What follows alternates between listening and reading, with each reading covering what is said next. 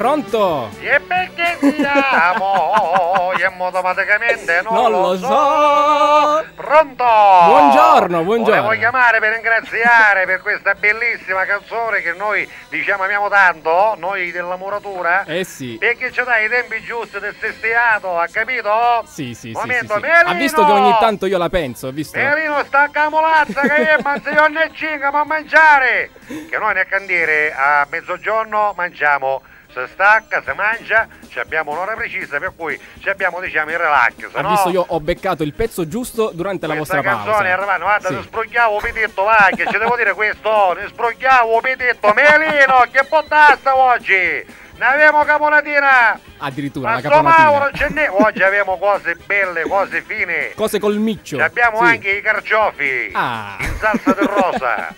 Anche le fragole Sì, come sì, dessert. in salsa del rosa!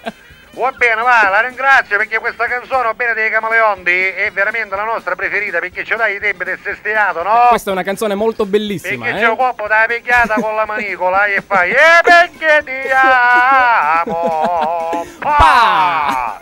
Che automaticamente non lo so! Pa! E l'altra... Hai Sì, capito? sì, sì, sì, sì. E poi c'è anche il colpo del fracassino e come, volava come? in aria la mia giacca appena chiusa ne dire meno la tua porta, hai capito? Melino, sta camolazza che si mangia, alla catalla, arrivederci! Arrivederci! Signor Castiglia, se ne si che bella